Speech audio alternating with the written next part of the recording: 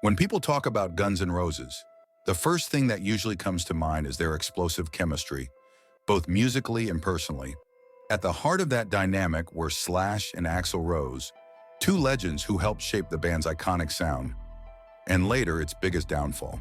Behind the scenes, there was tension, a lot of it, especially during the mid-90s when things started to spiral out of control.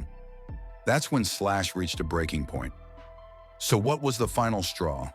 It all came down to creative control, or as some would call it, Axl's dictatorship. Axl Rose, always the perfectionist, started making executive decisions without consulting his bandmates. The most controversial of these? Bringing in guitarist Paul Tobias to replace Gilby Clarke in 1994. Tobias, a close friend of Axl, wasn't exactly welcomed by the rest of the band, especially not by Slash.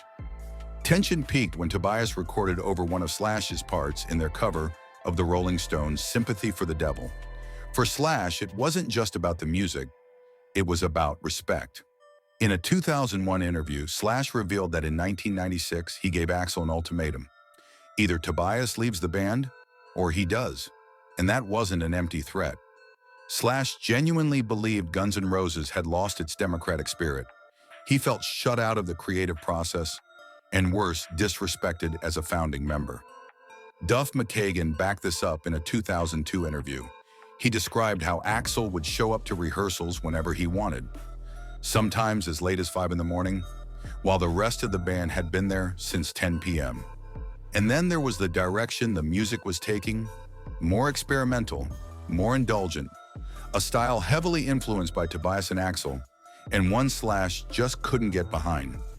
McKagan recalled Slash's frustration, quoting him saying, "Fuck this. What, this is his band now?" For Slash, it wasn't just a matter of creative difference. It was the fact that he no longer had a voice. The band he helped build was starting to feel like a one-man show. So in October 1996, he walked. Slash officially left Guns N' Roses, and the band wouldn't be the same for decades. But here's where the story takes a twist. Fast forward to 2016, more than 20 years later, and the world witnessed the unthinkable. Slash and Axl on stage together again. In recent interviews, Slash has opened up about how good it felt to reunite. He admitted he missed Axl and that the chemistry between them was undeniable. That iconic energy, it was still there. So what changed? Maybe time healed the wounds? Or maybe both realized that the magic they had on stage was bigger than their feud. Either way, it proves one thing. Sometimes you have to walk away from the fire to truly appreciate its heat. But in the mid-90s, Slash had enough of the dictatorship, and he wasn't afraid to say it.